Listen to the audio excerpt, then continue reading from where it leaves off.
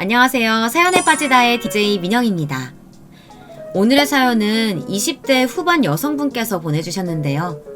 오늘은 또 얼마나 흥미진진한 사연이 도착했을까요?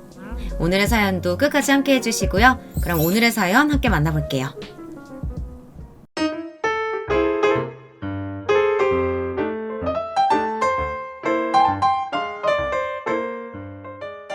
안녕하세요. 저는 20대 후반 여성입니다. 제가 이런 이야기를 하게 될 거라고는 불과 몇 년 전까지는 상상하지도 못했는데요. 이런 이야기를 하게 된 제 모습이 아직은 좀 어색하네요.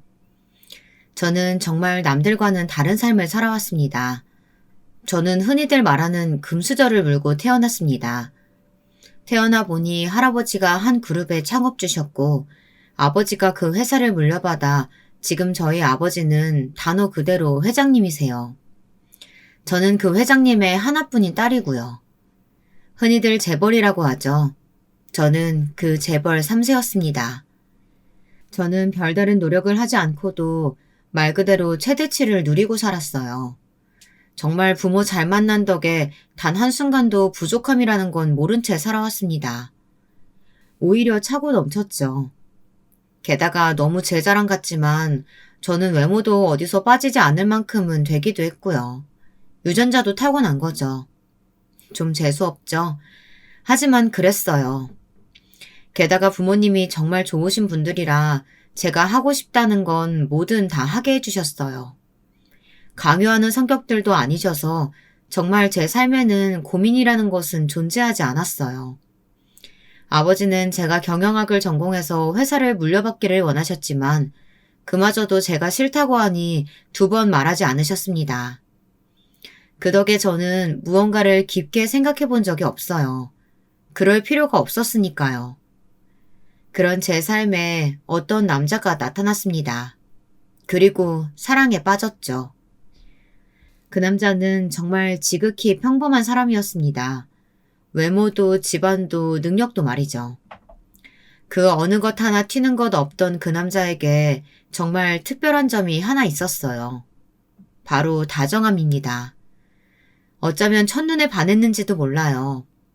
아버지를 만나러 회사에 간 날 건물 입구에서 짐을 든 어르신을 웃으며 도와주는 모습을 봤거든요.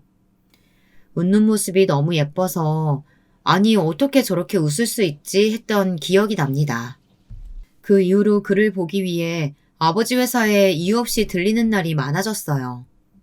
그러다 우연히 그를 보게 된 날은 하루 종일 기분이 좋았습니다. 맞아요. 저는 그렇게 사랑에 빠졌어요.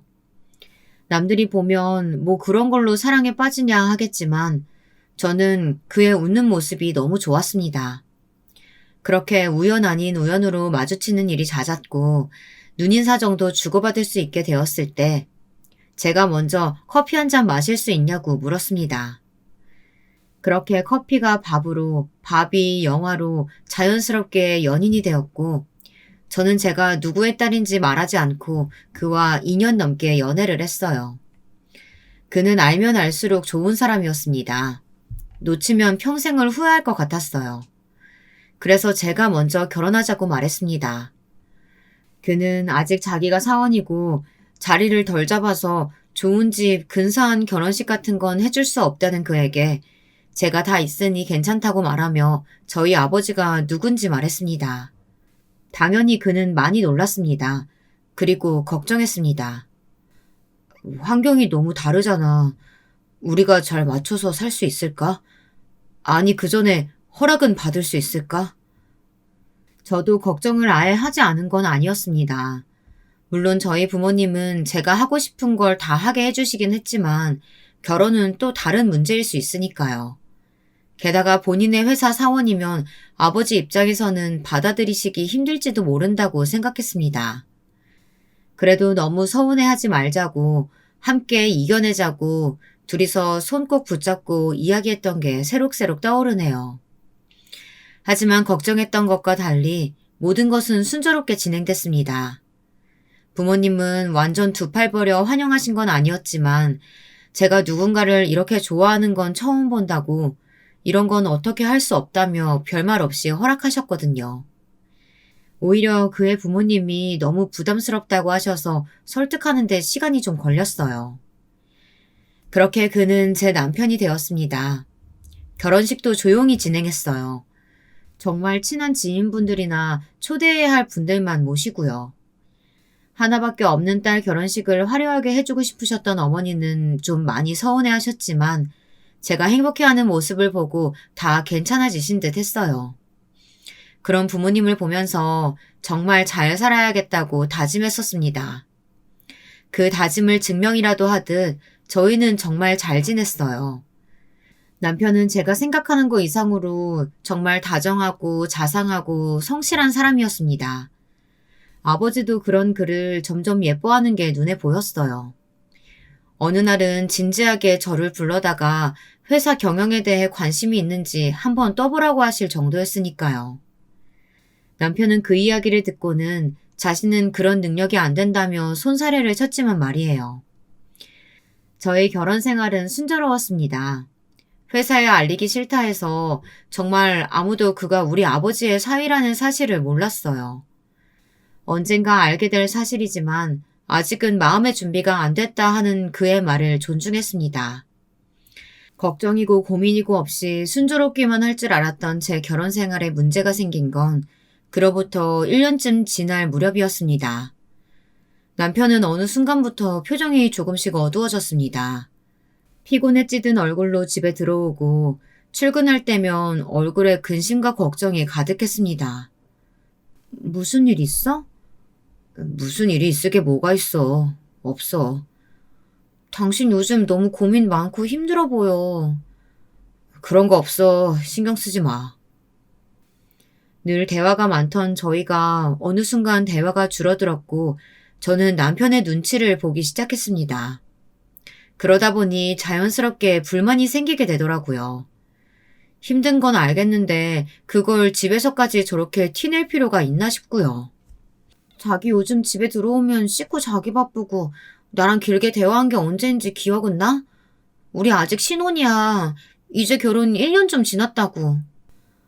미안해. 근데 집에 들어오면 그냥 쉬고 싶어. 이해해보려고 노력했습니다. 일이 많이 힘든가 보다 하고요. 당장 아버지에게 달려가서 남편 좀 덜 힘들게 해달라고 징징거리고 싶었지만 남편의 성격상 그러면 화를 낼 것 같았기에 꾹 참았습니다.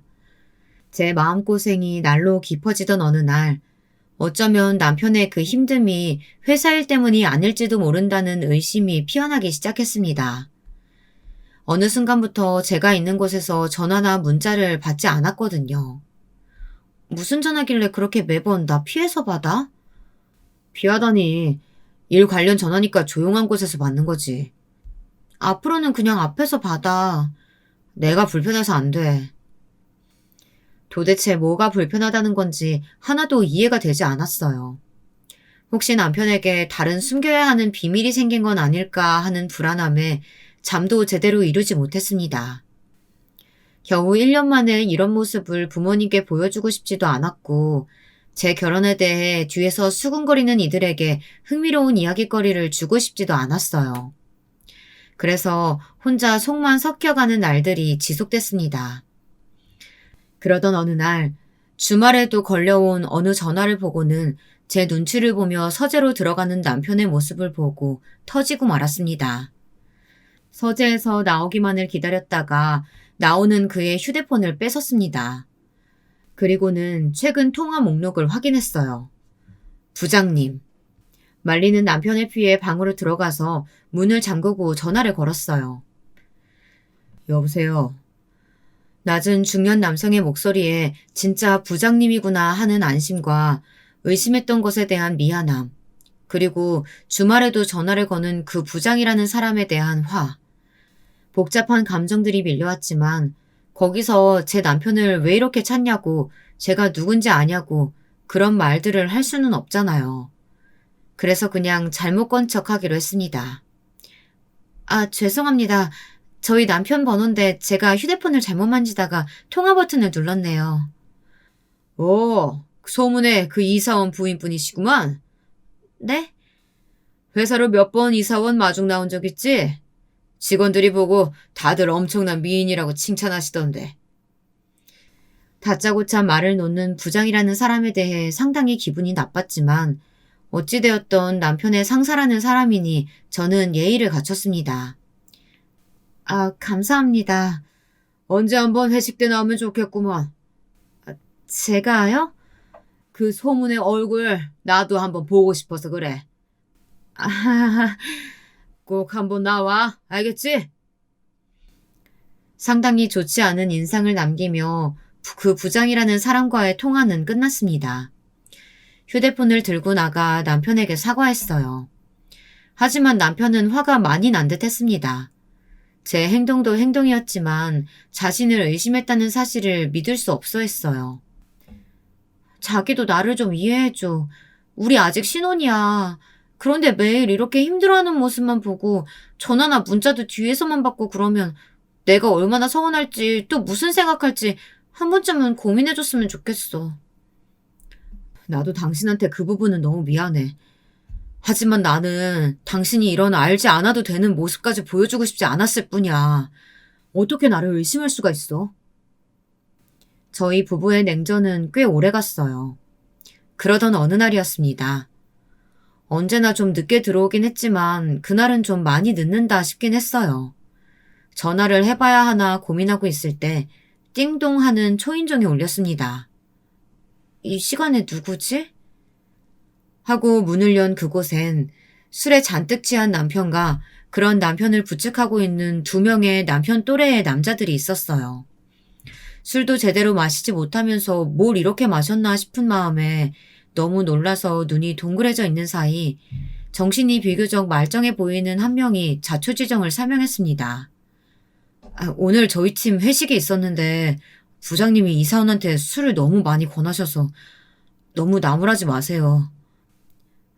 부장님은 왜 그렇게 이사원만 갈구는 거야? 그러니까. 또 그 부장이라는 작자인가 싶어서 화가 나려던 것도 잠시 그 2 직원이 집 안까지 남편을 부축하며 저희 집을 두리번거렸습니다. 야, 이사원 집이 엄청 삐까뻔쩍하네. 금수저라는 소문이 진짠가 봐. 정신 차려, 예의 없이. 죄송합니다. 아니요, 괜찮아요. 남편을 눕히고 나가는 길에도 그 2 직원들은 연신 저희 집을 두리번거렸습니다. 일반 직장인의 월급으로는 확실히 얻을 수 없는 집이긴 했겠죠. 그 2 사람이 나가고 잠든 남편의 거칠어진 얼굴을 보며 언제까지 비밀로 할 수는 없겠다고 생각했습니다. 이젠 남편을 설득해 회사에도 알려야겠더라고요. 안 돼. 그걸 알리는 건 내가 어느 정도 조금이라도 인정을 받고 난 뒤의 얘기야. 남편은 확고했어요. 달리 방법이 없었습니다. 그렇게 또 며칠이 지났습니다. 잦은 남편의 야근은 계속되었고 이제는 회식도 점점 늘어가는 듯 했어요. 그리고 회식을 하고 온 날에는 더더욱 깊은 한숨을 쉬었습니다. 어느 날은 남편을 붙잡고 진지하게 이야기했어요. 그냥 회사에 말하자. 나는 내 능력으로 인정받고 싶어. 당신 마음은 너무 잘 알지만 조금만 참아줄 수 없을까? 누구의 사위라는 이유만으로 사람들이 달리 대할게 나는 너무 부담스러워. 남편의 그런 점을 사랑했지만 답답했습니다. 그래도 그런 사람이니 어쩔 수 없다 생각하면서 시간이 해결해 주겠지 하는 마음에 어느 정도는 포기를 하고 있었던 때였습니다. 그날도 회식인지 늦게까지 들어오지 않는 남편을 보며 그 부장이라는 작자를 속으로 씹어대고 있었습니다. 제 휴대폰이 울렸어요. 남편이었습니다. 자기야, 왜 이렇게 늦어? 오늘도 회식이야? 아이고, 안녕하신가? 내 목소리 기억하겠어요? 그 부장이었습니다. 네, 안녕하세요. 지금 우리 이사원이 너무 술에 취해서 전처럼 데려다 줄 수도 없을 것 같은데 와서 좀 데려가. 아니, 사람이 그 지경이 될 때까지. 하고 싶은 말은 많았지만 정말 꾹 참았습니다. 제가 생각해도 초인의 인내심이었어요. 어딘데요? 그렇게 참자를 외치며 부장이 말해준 회식 자리로 갔어요. 왁자지껄한 그 회식 자리에서 남편만 잔뜩 취한 채 엎드려 있었습니다. 그 모습에 입술을 한번 깨물었어요. 그 부장이라는 작자는 한눈에 알아볼 수 있겠더라고요. 혼자 굉장히 기분이 좋아 보였거든요. 기분 좋은 얼굴로 옆에 다른 직원들에게 또 술을 권하고 있는 모습이 정말 화가 났습니다. 제가 다가가자 벌거진 얼굴로 아는 척을 하더라고요. 대체 언제 봤다고. 소문대로 엄청 미인이네. 감사합니다. 여기 좀 앉아봐. 아니에요. 이 사람 데리고 들어가 볼게요. 어허, 어른이 앉아보라고 하면 앉아보는 거야. 그 무례함에 화가 머리끝까지 났지만 남편을 생각하며 정말 꾹 참았어요. 하지만 그 뒤로 나오는 말들은 정말 가관이었습니다. 도저히 참아줄 수 없을 정도로 말이죠. 듣기로는 집이 엄청 좋다면서? 이사원이 그런 티가 정말 하나도 안 나서 몰랐지 뭐야. 이런 미인으로 괜히 얻는 게 아니라니까. 역시 집안에 돈이 많아야. 안 그런가? 부장의 그 말에 직원들이 제 눈치를 보며 어색한 웃음들을 지었습니다. 그 직원들도 저 부장 비위 맞추려면 꽤나 고생하겠구나 생각했어요. 그런 집은 얼마나 해? 저도 잘 몰라요. 이사원 부모님은 뭘 하시길래 그렇게 좋은 집을 얻어줄 만큼 부자신 거야? 평범으로 그런 집을 어떻게 얻나? 여기도 말을 하나도 안 해줄 건가 보네. 이사원 술을 그렇게 먹어도 죽어도 자기 부인 얘기랑 집 얘기는 안 하던데. 부부가 똑같아. 눈을 꼭 감고 심호흡을 하며 화를 식히고 있던 그때 그 부장이라는 새끼, 아니 그 놈이 결정적인 한 방을 날렸습니다. 이리 와봐. 술 한잔 따라봐. 자신의 옆자리를 툭툭 치며 한 말에 제 귀를 의심했어요. 네? 말을 왜 두 번 하게 만들어? 이리 와서 술 한잔 따르라니까. 나도 이런 미인이 따라주는 술 한잔 받아보고 싶네. 정말 경악스러운 행동이었습니다. 저는 도저히 참지 못하고 인상을 썼어요. 싫은데요? 싫어? 남편 승진하는 거 안 보고 싶어? 출세길 막지 말고 이리 와서 따라보라니까. 죄송한데 제 남편은 출세길 막힐 일 없어요. 왜 없어? 내가 고가 거지같이 써주면 어떡하려고? 그러시던가 말던가 저희 남편은 출세길 안 막혀요. 자기 남편 금수저라 이거야? 어디서 따박따박 말대꾸르라고. 도저히 더 이상은 참을 수가 없었습니다. 지금 제가, 아니 또 저 사람이 누군지 알고 이러는 건지 모르겠네요. 누군데 이러는데? 저희 아버지 성함이 문덕배세요. 문덕배? 그게 누군데? 부장이 큰 소리로 소리를 지르는 바람에 그 이름을 들은 다른 직원들이 수근거리기 시작했어요. 우리 회장님 성함이 문덕배 아니시냐?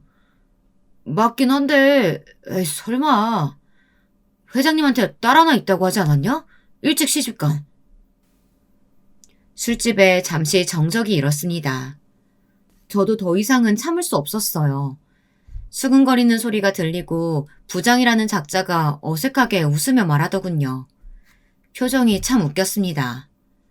에이, 문덕배가 우리 회사 회장님은 아니겠지? 그런 이름이 세상에 하나만 있는 것도 아니고. 애써 부정하는 모습에 비웃음이 나오더라고요. 다니시는 그 회사 회장님 맞아요. 저는 문덕배 회장님 외동딸 문수아라고 하고 이 사람은 제 남편이자 문덕배 회장님 하나밖에 없는 사위입니다. 말도 안 돼. 아니 세상에 어떻게 이런 일이. 야 우리 이사원한테 뭐 잘못한 거 없냐. 부장님 이제 끝난 거 아니냐. 이런 수근거림이 계속 오갔습니다. 부장이라는 사람 안색이 하얗게 질리더라고요. 그리고 정말 믿고 싶지 않다는 듯 떨리는 목소리로 겨우 말을 이어가더라고요. 거짓말. 거짓말이지? 제가 멀쩡한 정신으로 그런 거짓말을 뭐하러 해요. 더군다나 남편 회사 사람들한테. 내일 가서 직속 상사이신 박 이사님께 물어보세요. 문수아가 다 말했다고. 그분은 다 아시니까. 그제야 믿고 싶지 않은 그 현실이 진짜라는 게 와닿았던 걸까요? 파리해진 얼굴로 손을 덜덜 떨며 차마 말을 잇지 못하더라고요. 수근거리던 다른 직원들이 제 눈치를 보고 있었고 저는 그 이상 그 자리에 머물고 싶지 않아 남편을 향해 다가갔습니다. 자기야, 일어나. 집에 가야지. 저 더 이상은 못 마셔요, 부장님. 남편의 그 주정에 다시 한번 욱하는 마음으로 그 부장이라는 작자를 노려봤습니다. 움찔하면서 고개를 숙이더라고요. 제가 한숨을 쉬며 남편을 부축하려 하자 전에 저희 집에 남편을 데려다줬던 남자 사원 둘이 빠르게 다가와서 남편을 들어올렸습니다. 전에 그 집으로 모셔다 드리면 되는 거죠? 네, 감사합니다. 별 말씀을요. 그렇게 저희는 그곳을 벗어났습니다. 다음 날 남편에게 어제 있었던 일을 모두 말했습니다. 남편은 처음에는 좀 참지 그랬냐며 한숨을 쉬었지만 저한테 술을 따르라고 했다는 말에 그 인간은 정말 어떻게 할 수가 없네 하며 어쩔 수 없었음을 받아들이더라고요. 남편과 이야기가 끝난 직후 바로 부모님을 찾아가 그간 있었던 일을 말했습니다. 어머니는 그런 사람은 바로 잘라야 한다고 하셨고 저도 어머니의 말에 동의했지만 아버지와 남편이 말리더라고요. 사람을 자르는 일은 함부로 해서는 안 되고 또 정당한 해고사유도 아니라고요. 부서 이동 정도로 해결하시려는 아버지와 그것도 싫다 하는 남편 사이에 언쟁 아닌 언쟁이 좀 있었습니다. 결국 남편의 뜻에 따라 그 부장의 부서 이동은 없었던 일이 됐죠. 저는 남편을 완벽히는 이해할 수 없었지만 본인 때문에 뭔가가 바뀌는 걸 상당히 부담스러워하는 마음은 그동안 그의 성품을 보아 어느 정도는 받아들일 수 있었습니다. 그리고 한 번 더 생각해보면 그 편이 그 부장에게 더 힘든 일이 될 수도 있겠다는 생각도 들긴 했어요. 회사 사위와 한 부서에 그것도 자신이 정말 괴롭혔던 직원과 한 팀에서 계속 얼굴 보고 일해야 한다는 것 자체가 벌이라고 생각도 들었습니다. 당연히 회사는 한바탕 난리가 났습니다. 일반 평사원 중에 오너의 사이가 있다니 얼마나 쇼킹한 일이었겠어요. 게다가 그런 식으로 밝혀진 거면 더더욱 사내에선 말들이 많았겠죠. 들었어? 그 팀에 회장님 사위 있다는 거. 부장이 회장님 따님분한테 술 따르라고 했다가 빡쳐서 다 밝힌 거라면서요? 그 부장은 이제 어떡하냐. 출세길이고 뭐고 다 막힌 거죠 뭐. 여기저기 남편을 구경 오고 같은 팀 직원들은 남편의 눈치를 보기 시작하고 자신을 대하는 사람들의 시선이나 태도에 남편이 힘들어하는 것 같더라고요. 원래 그런 일에 익숙한 사람이 아니니까 더 그랬겠죠. 부장은 그 다음날 급하게 휴가를 냈다고 들었습니다. 저는 전화 제 남편에게 바로 연락이 올 줄 알았거든요. 싹싹 빌려올 줄 알았는데 숨는 쪽을 택한 것 같더라고요. 잘 알지도 못하는 사람이었지만 그 사람답다라는 생각이 들었습니다. 그리고 박 이사님께 연락이 왔습니다. 직원 단속 제대로 못해서 미안하다는 사과의 전화였어요. 솔직히 이사님이 뭘 그렇게 잘못하셨어요. 부하 직원들 하나하나 다 관리할 수 있는 것도 아니고 제가 원하는 대로 남편이 누군지 다 알게 됐으니 됐다고 생각했습니다. 그리고 전화 위복인지 뭔지 아버지가 이번 일로 남편을 정말 신뢰하게 된 것 같더라고요. 어느 날 저를 불러서 이런 말씀을 하셨습니다. 네가 사람 보는 눈은 나를 닮았어. 맨날 좋은 건 다 당신 닮았대. 박 이사가 칭찬을 엄청 하더라고. 그 부장한테 그렇게 부당한 일을 많이 당해도 불만 한마디 없이 자기 일 착실하게 잘했다고. 가끔 너무 착실해서 답답할 때도 있어요. 그런 남자가 진국인 거야. 그렇게 그 부장은 며칠간 잠수를 탔다가 회사로 돌아와서 아무렇지 않은 척 굴었다고 합니다. 마치 그 일이 없었던 것처럼 말이에요. 하지만 제 남편을 대하는 태도는 완전히 달라진 것 같았습니다. 그거야 당연한 이야기겠죠. 사람들이 나를 너무 조심스럽게 대하니까 부담스러워. 사실 저도 이 이야기는 여기서 끝날 줄 알았습니다. 그랬어야 했는데 그러질 못했어요. 그 이후로 저희 아버지의 자식은 저 하나밖에 없고 그 딸이 회사 경영에는 관심이 일절 없는 건 다들 알고 있던 사실이니 저희 남편이 회사를 물려받게 될 거라고 다들 자연스럽게 그렇게 생각하는 것 같더라고요. 사실 그게 맞기도 하고요. 그 때문에 남편은 많이 곤란해하는 것 같았지만 어차피 언젠가 한 번은 겪어야 할 일이라고 다독였습니다. 어쩔 수 없어. 당신이 바꿀 수 있는 일이 아니야. 저는 종종 회사로 찾아가 퇴근하는 남편과 함께 저녁을 먹고 집으로 들어오곤 했습니다. 그날도 함께 저녁을 먹기 위해 회사로 갔어요. 로비에서 기다리고 있는데 낯익은 얼굴들이 보였습니다. 회식 때 봤던 남편의 팀 사람들이더라고요. 마주쳐서 괜히 인사하고 이런 것도 썩 하고 싶진 않아서 뒤를 돌아서 휴대폰을 꺼냈습니다. 그들은 저를 못 본 듯 했어요. 그러니 그런 대화를 나눈 거겠죠. 그러니까 내가 처음 집에 갔을 때 너무 신기했다는 게 그거였다니까?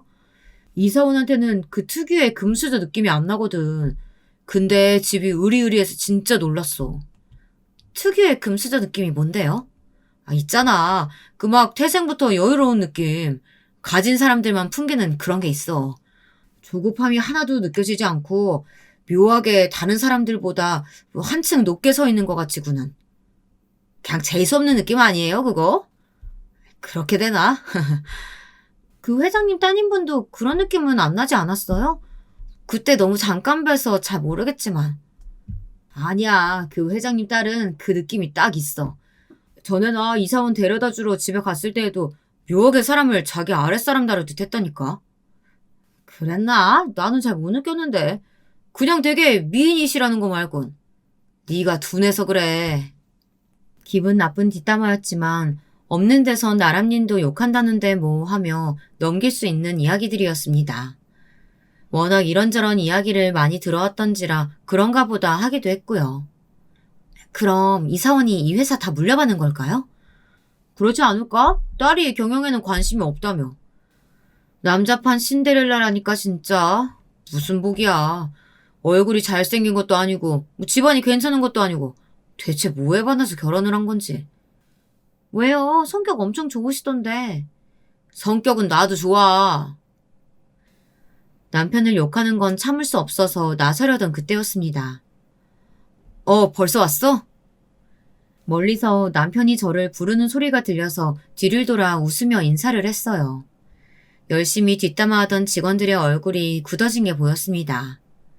그들을 향해 싱긋 웃으며 까딱 인사를 하고는 남편과 함께 회사를 나왔어요. 제가 들었고 얼굴을 봤다는 것만으로도 그들은 마음고생을 하겠죠. 그 부장이라는 작자의 뒷이야기도 해야겠죠. 그 이후로 한동안 정말 없는 듯이 지냈다고 들었습니다. 저도 그냥 잊고 지나가려고 했어요. 괜히 긁어부스럼 만들고 싶지도 않았고 또 남편이 그걸 부담스러워할 게 뻔했으니까요.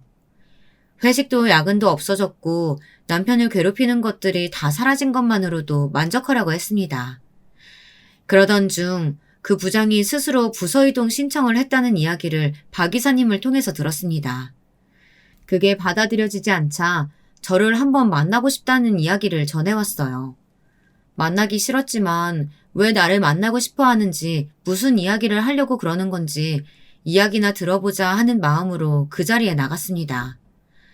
들어가자마자 전과는 전혀 다른 표정을 하고 앉아있는 모습을 보고 픽 웃음이 나왔어요. 남편 승진시키고 싶으면 자기 옆자리에서 술 한잔 따라보라던 그 모습은 어디 가고 잔뜩 기가 죽어 눈치나 살피고 있는 모습이란.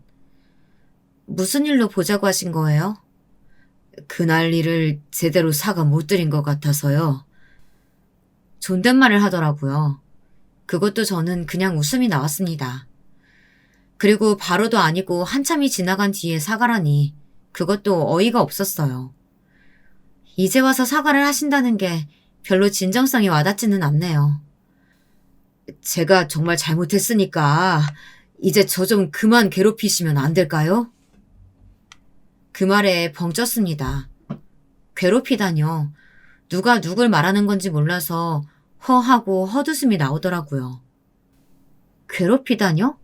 제가요? 그날 이후로 박 이사님도 저를 대하는 게 다르시고 부서 이동 요청드렸는데도 들어주지 않으시고 다 위에서 지시하신 거잖아요. 묘하게 저를 탓하는 듯한 그 말투에 정말 말 그대로 어이가 없었습니다. 저는 박 이사님께 그 건으로 연락을 드린 적도 없었고 따로 뭔가 말씀드린 것도 없다고 이야기했어요. 하지만 믿지 않는 것 같더라고요. 피해의식에 완전 사로잡혀서 제가 자신을 괴롭힌다고 믿는 것 같았습니다.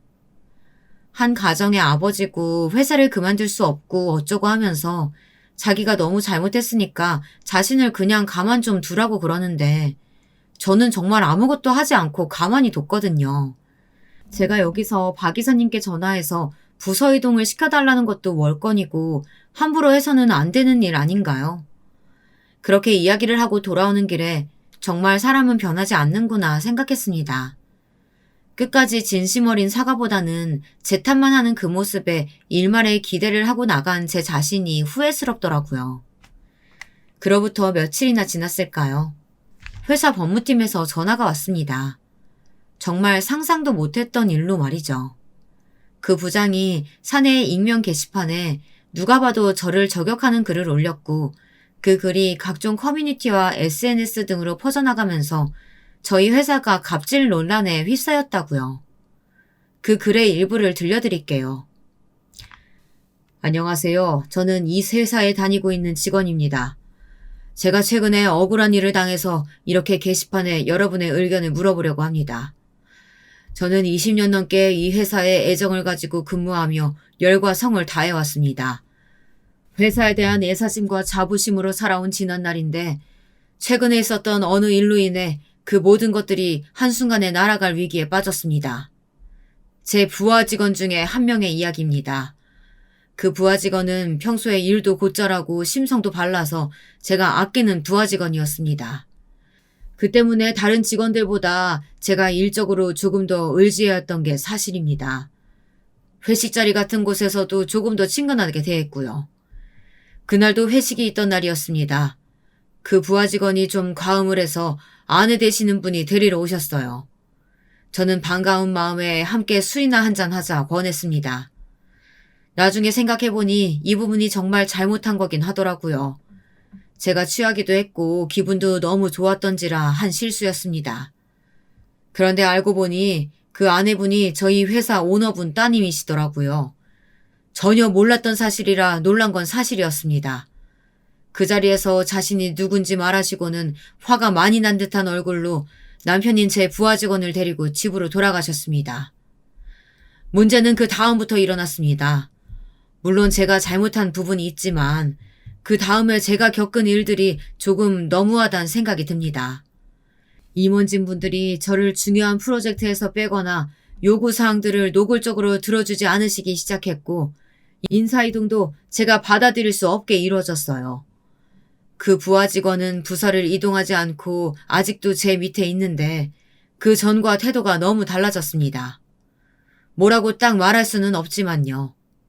회사에 부풀려져 소문이 난 부분들도 많고 노골적인 차별을 받고 있어서 당장이라도 그만두고 싶을 만큼 회사 생활이 지옥 같지만 두 아이의 아버지이자 한 가정의 가장인지라 쉽게 회사를 그만둘 수도 없습니다. 이 나이에 저를 받아주는 곳이 있을지도 모르고요. 많은 분들이 저를 위해 목소리를 내주셨으면 좋겠습니다. 물론 제가 잘못한 게 없지 않지만 이런 부당한 대우는 명백히 갑질이고 그런 문화는 사라져야 마땅한 게 아니겠습니까? 이런 내용의 글이었습니다. 정말 기가 막혀서 말도 안 나오더라고요.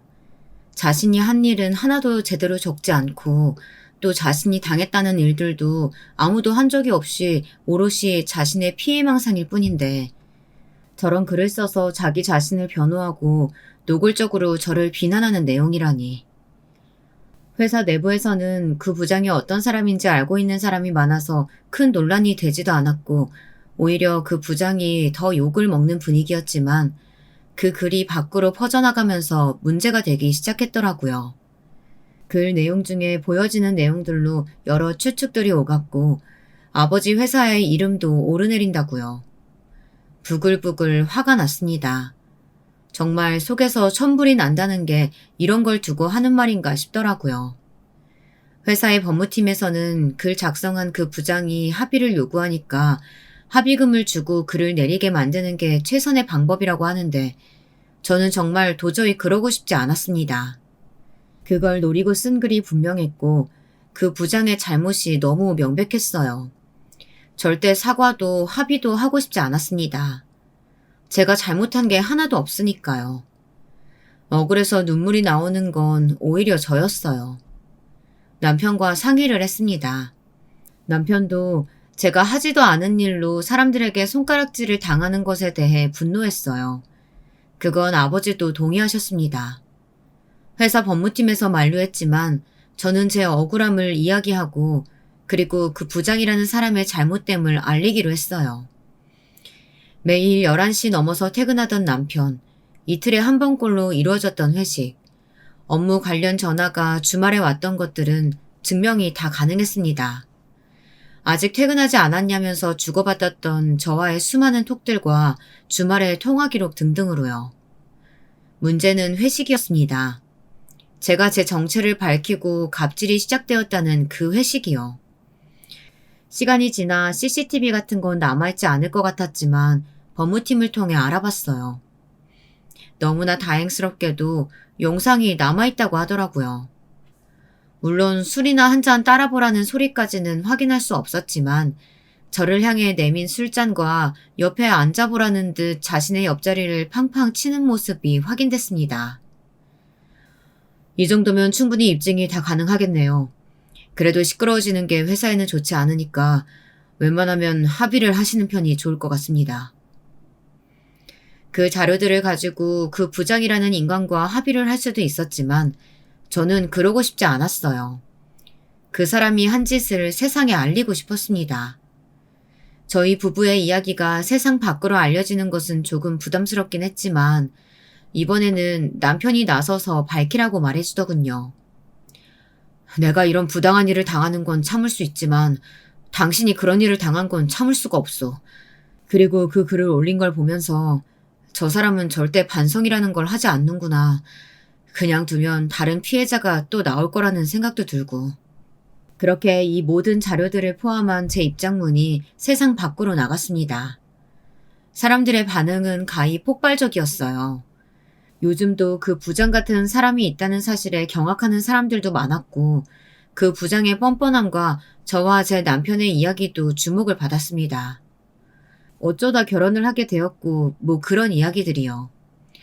세상이 그 부장을 향해 손가락질하기 시작했어요. 상황이 완전 역전된 거였죠. 그 부장도 제가 이렇게까지 나올 줄은 몰랐던 것 같더라고요. 적당히 몇 억 쥐어주면서 합의하면 회사를 그만두고 나가서 그 돈으로 편하게 살 생각이었겠죠. 그런 어림도 없는 꿈을 꾸며 어쩌면 행복에 부풀었을지도 모를 일입니다. 다시 생각해도 화가 나네요. 돈 없는 회식 문화 이대로 괜찮은가? 야근 없다고는 하지만 하지 않으면 눈치 주는 직장 문화. 이런 기사들이 쏟아졌습니다. 물론 현대판 남자 신데렐라 스토리 같은 기사들도 함께 나와서 신경에 거슬리긴 했지만 이미 한번 각오한 일이었으니까 어쩔 수 없다 생각했어요. 어차피 한 번은 겪어야 될 일이라며 난 정말 괜찮아. 그렇게 말해주는 남편이 너무 고마웠습니다. 그로부터 며칠 뒤 다시 그 부장이라는 사람에게 연락이 왔습니다. 이번에는 흔쾌히 만나겠다 그 자리에 나갔어요. 어떤 얼굴을 하고 어떤 말을 할지 궁금했거든요. 멀리서 봐도 얼굴이 굉장히 초췌해져 있었습니다. 전혀 동정심이 일지 않았어요. 그 글에서는 상당히 당당하시더니 오늘은 아니시네요. 제가 입을 열자마자 그 부장은 무릎을 꿇었습니다. 그리고는 주변 사람들이 들으라는 듯 일부러 큰 소리로 사과를 하기 시작했어요. 일부러 보란 듯 과도하게 말이죠. 정말 제가 죽을 죄를 지었습니다. 사모님, 한 번만 용서해 주세요. 제가 왜 그쪽 사모님인지도 모르겠고 저는 용서할 마음도 없어요. 이렇게 되니까 사과하시는 게 제일 어이가 없네요. 술 한 잔 따라보라던 그 당당한 태도는 다 어디 가고. 그건 누구신지 몰라 뵙고.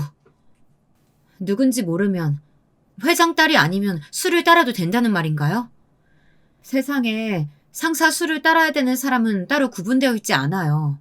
그건 업무가 아니잖아요. 그 부장은 누가 봐도 과한 액션으로 사람들 이목을 끌어서 저를 한 번 더 곤란하게 만들 심산이 분명했어요.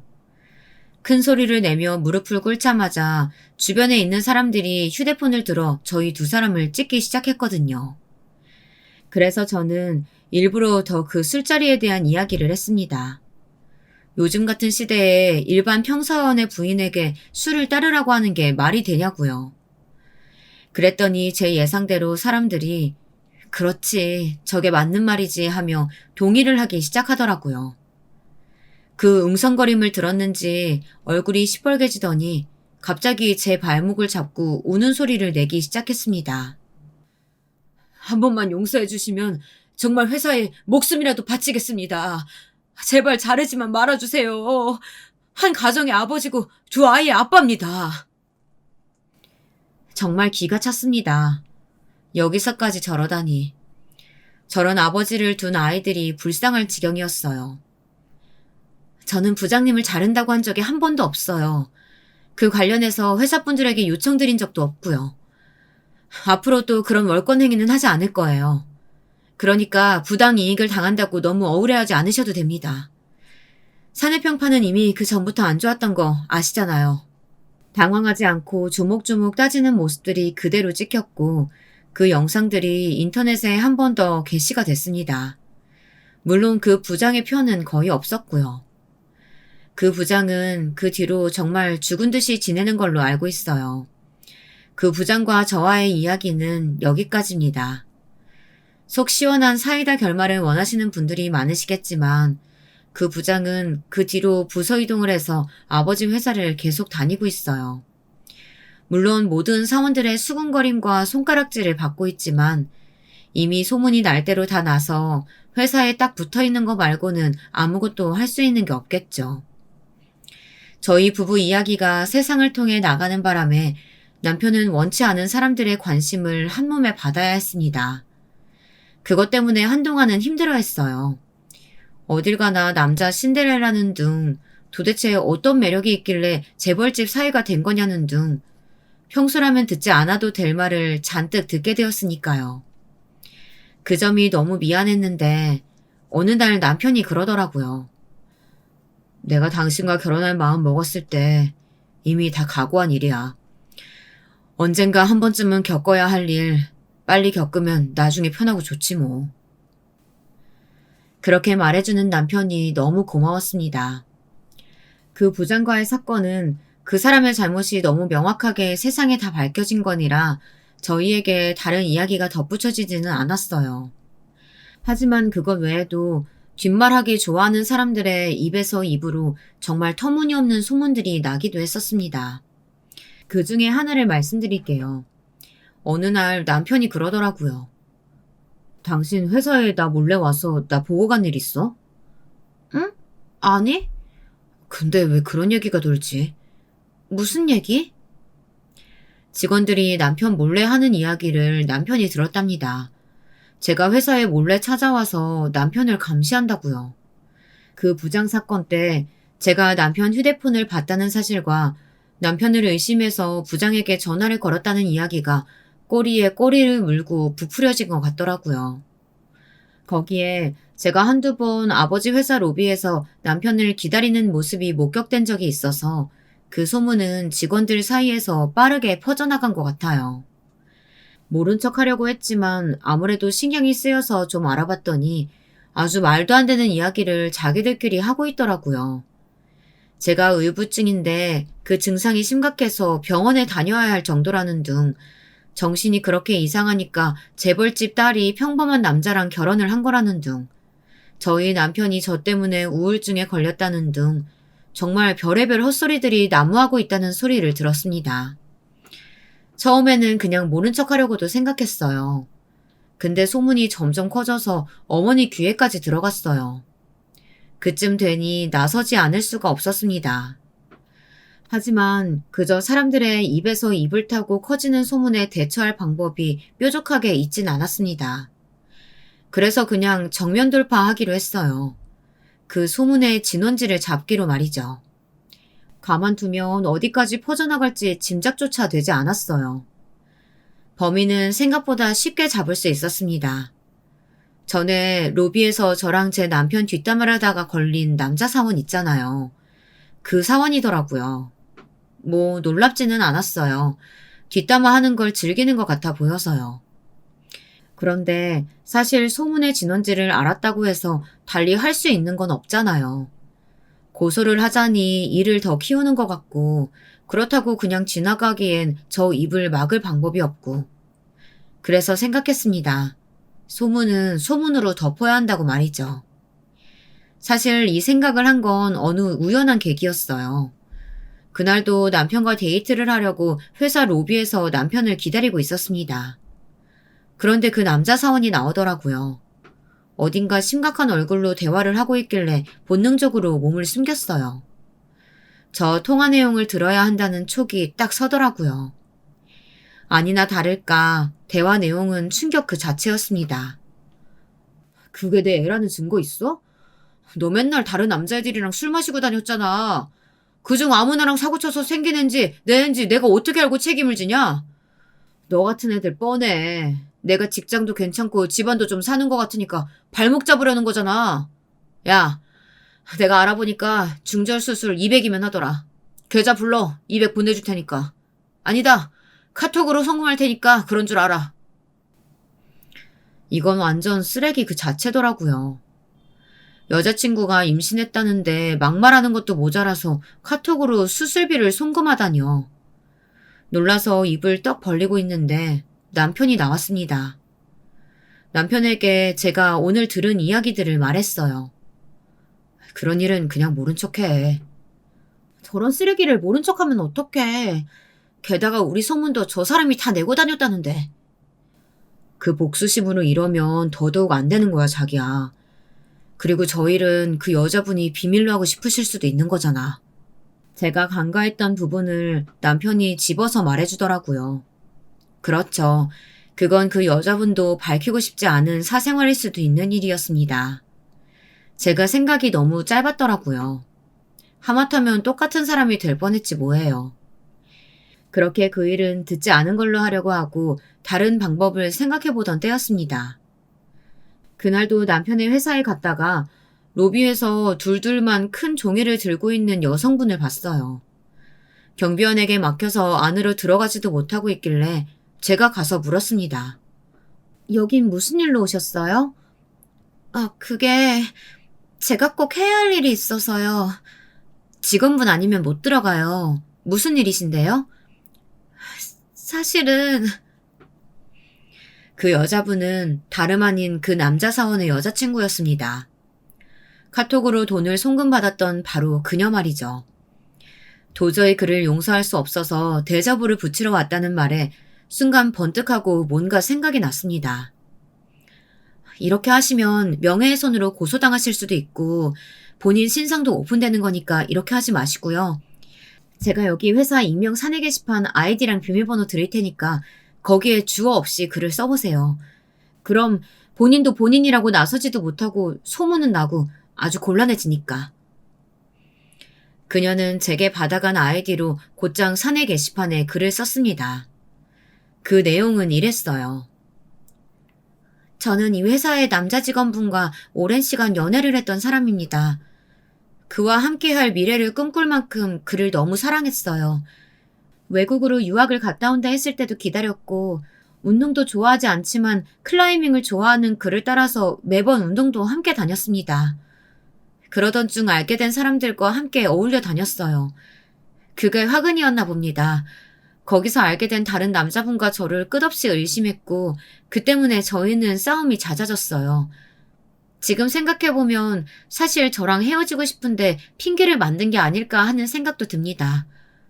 그렇지 않고서야 임신했다는 저의 말에 단칼에 연락도 끊고 본인이 의심하던 남자의 애 아니냐며 막말을 하고 얼굴도 보기 싫다며 카톡으로 중절수술 비용을 보내다니요. 그 돈을 받고 너무 비참해서 죽을까도 생각해봤지만 그건 제가 너무 억울하잖아요. 대자보를 붙일까도 생각해봤는데 그러는 것보다는 이 글의 주인공이 자신인지 아닌지 밝혀질까봐 전전긍긍하며 회사를 다니는 글을 보는 게 더 통쾌할 것 같아 이렇게 글을 올립니다. 마지막으로 한마디만 할게요. 야, 이 새끼야. 그거 네 애인 거 너도 알고 나도 알아. 그냥 헤어지고 싶으면 헤어지고 싶다고 하지. 어디서 쓰레기같이 다른 남자랑 엮어서 발을 빼려고 해? 진짜 그렇게 살지 마라. 이 이야기의 주인공은 빠르게 유추가 되었습니다. 외국 유학을 갔다가 클라이밍을 취미로 즐기는 젊은 남성이 회사에 많지는 않잖아요. 그중에 경우의 수 몇 개를 빼고 나면 사실 남는 건 한 사람이나 다름없었어요. 나중에 들어보니 그 남자 사원은 결국 회사를 그만뒀다고 하더라고요. 지나가면 다들 수군거리고 손가락질하니 견딜 수가 없었겠죠. 소문이라는 건 그런 건데 왜 다들 남의 이야기는 그렇게 쉽게들 할까요? 이제 진짜 이 이야기를 마무리 지어야 할 때가 온 것 같네요. 아, 남편은 어떻게 지내고 있냐고요? 아버지와 매주 주말 바둑도 두고 산책도 가면서 아주 1등 사이가 되었어요. 저보다 제 남편을 더 좋아하신다니까요. 회사에 돌던 소문도 그 남자 사원이 나가서 그런지 아니면 시간이 지나서인지 이제는 조용해졌답니다. 일 잘하고 착하고 바른 제 남편을 좋아하는 사람들이 더 많았고 그 덕에 승진을 해도 뒷이야기가 별로 나오지는 않는 것 같더라고요. 누군가는 제 남편을 현대판 신데렐라라고 부르기도 하고 전생에 무슨 복을 쌓았냐고 빈정거리기도 하고 분에 넘치는 복을 받았다고도 합니다. 하지만 저는 전혀 그렇게 생각하지 않아요. 오늘 달이 너무 예쁘다. 같이 산책이나 갈까? 달이 예쁘다고 산책을 함께 가자는 이 남자가 제 인생에 들어와서 저를 얼마나 행복하게 해주는지 사람들은 잘 모릅니다. 그저 겉으로 보여지는 모습을 보고 판단하죠. 그러니 저같이 돈도 많고 외모도 괜찮은 여자가 평범한 남자를 만나 결혼한 것을 믿을 수 없어 하고 자기들의 기준이나 수준에 맞는 이야기들을 가져다 붙여서 자꾸 이유를 만들려고 합니다. 그 부장님도 사실 제 남편이 어떻게 하다가 저 같은 여자를 만난 건지, 왜 그런 큰 집에 사는 건지 남의 일을 궁금해하고 자기 생각하고 싶은 대로 생각하다가 이 사단이 난 거라고 생각해요. 그리고 남들이 소문내는 이야기들을 이용하려 했고요. 저는 그냥 그 사람을 사랑해서 결혼한 것 뿐인데 자꾸 사람들은 거기에 왜를 가져다 붙입니다. 조건이 안 맞네, 누가 더 아깝네 하면서 남을 평가하고 판단하죠. 그러지 않으면 본인도 더 행복할 텐데 왜 그걸 모르는 걸까요? 앞으로도 저는 계속 이런 시선들과 싸워나가야 할 겁니다. 사람들은 그럼에도 여전히 남을 평가하고 또 남의 일에 관심을 갖는 걸 좋아하니까요. 저희 부부는 그런 사람들에게 아주 흥미로운 조건을 가지고 있는 게 사실이고 말이죠. 그럼에도 불구하고 저와 제 남편은 잘 헤쳐나갈 거예요. 서로를 사랑하고 또 서로를 믿으니까요.